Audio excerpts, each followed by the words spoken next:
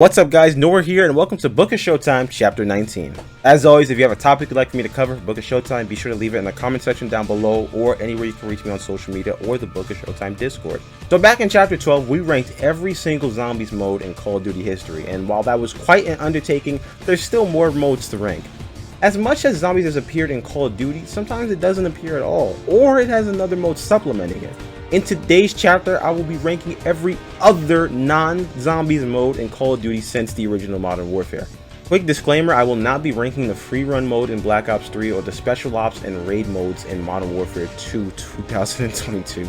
I skipped over the free run mode in Black Ops 3 because it was kind of just a racing course to show the movement abilities you had in Black Ops 3 because they added raw running and some other stuff for the game for the first time. And I'm not going to rank this raid or the special ops mode in Modern Warfare 2 because I haven't really played them that much. As with ranking all the Zombies modes, this will be focused on the main games only. Let's begin. Number 8, Special Ops Modern Warfare 19. And oh man, what went wrong here? I was warned ahead of time this mode wasn't good, but geez, I did not know it was going to be a complete dumpster fire. Special Ops launched with poor optimization, game-breaking bugs, shallow content, and no real identity. I felt like they just included Special Ops in the game to have the assets for Verdansk, which was the Warzone 1 map, in the game and get players acclimated to that setting and that style of gameplay. I had such high hopes for this game mode too. Come on, 4-player Special Ops after all the Special Ops modes we had in the past that were awesome, who wouldn't be excited? But Infinity Ward fumbled this hard, and they clearly put no real effort into this mode. And it was broken for a real long time too, which you'd think they would be quick to patch this up to standards, but nope, we just had no third mode for a couple of months and we had to like it. We did not like it. Number 7, Arcade in Call of Duty 4. The arcade mode in Call of Duty 4 was quite simply just the campaign, but with a scoring mechanic. That's really it. Nothing changed, nothing was harder, it just had a scoring mechanic. Most players skip this mode, and even more probably don't remember it because, well, what was the point? Arcade didn't offer any achievements, so it was really just for bragging rights with your friends. It does rank above Modern Warfare 19's Spec Ops because this mode actually functions, so there's that. Moving on. Number 6, Nightmare in Black Ops 3. Nightmare was kinda like Arcade, but they actually changed some things.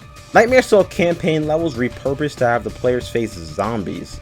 A lot of the cutscenes stayed the same, but now they have a voiceover instead of the normal audio. On paper, this was a good idea, but in practice, it was not, and it was just kind of a weird addition to the game.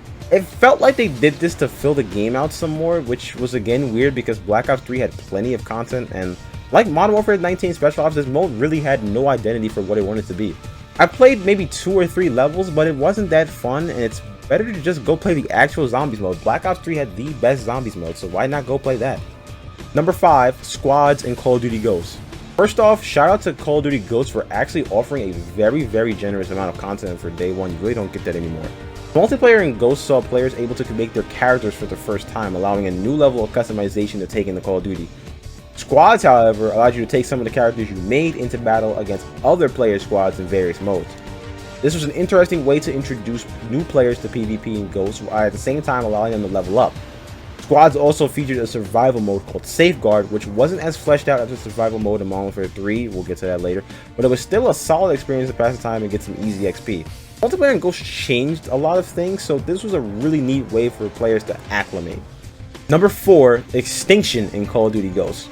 Sticking with CoD Ghosts, we have the Extinction mode, which saw players navigate various levels and completing objectives before escaping.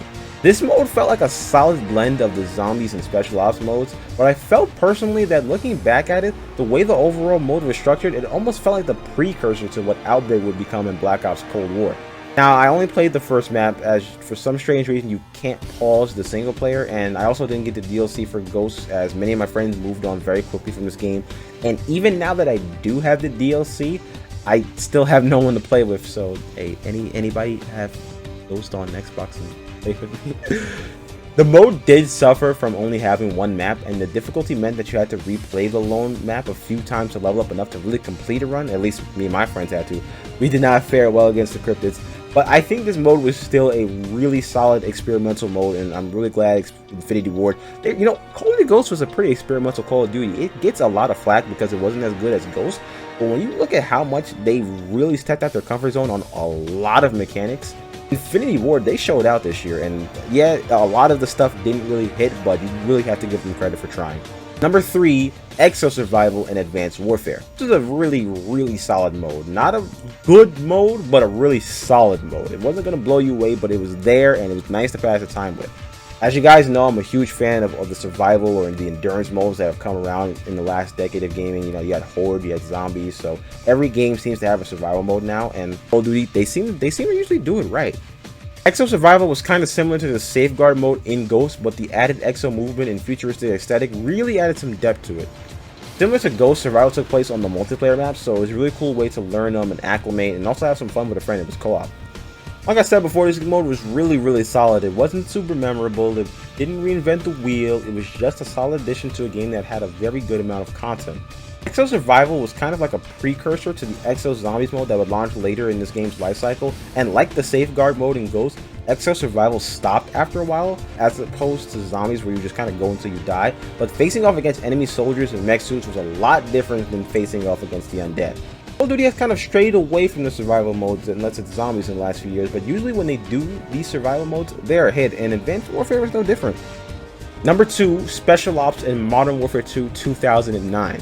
But now that I'm actually doing this series, I kind of hate having to specify which Modern Warfare 2 I'm talking about each time. It's a little silly, and Infinity Ward should have probably thought of something different, but that's neither here nor there. The Special Ops in Modern Warfare 2 2009 allowed you and a buddy to complete various missions of increasing difficulty set across the iconic campaign set pieces, with even a few missions recreated from Call of Duty 4, which I thought was really awesome. Special Ops gave Modern Warfare 2 an entire second life, as well as add a nice co-op mode that did well to stand out from Zombies in World at War the year prior. I preferred when each Call of Duty had a unique mode as opposed to that stretch from 2014 to 2018 where they all had zombies. It was kind of rough. One detraction to Special Ops in this game was that it had no matchmaking. So if you didn't have any friends, you were in a bit of a jam, as a couple of missions were co-op exclusive. But that wasn't too much of a problem, as Call of Duty was extremely popular, so finding someone to do those missions with wasn't a hassle. I played them with my brothers, my cousins, my friends. I played it with everybody. It was just a really cool mode, and I'm getting kind of nostalgic thinking about it. Number 1, Special Ops in Modern Warfare 3. Take everything I said about Special Ops in Modern Warfare 2 2009 and crank it up to 11. Missions in Modern Warfare 3 were so good, and a lot of unique locations to that mode for players to battle across. They even added more missions through DLC, which extended the fun you can have in this game. And Modern Warfare 3 actually had a lot of content day one, which you don't really get. Tons of maps, tons of weapons, tons of modes. But I digress. In addition to normal missions like its predecessor, Special Ops in Modern Warfare 3 also featured 2 other game types, Survival and Chaos. Survival mode was awesome, and it even had its own XP system to encourage replaying the mode.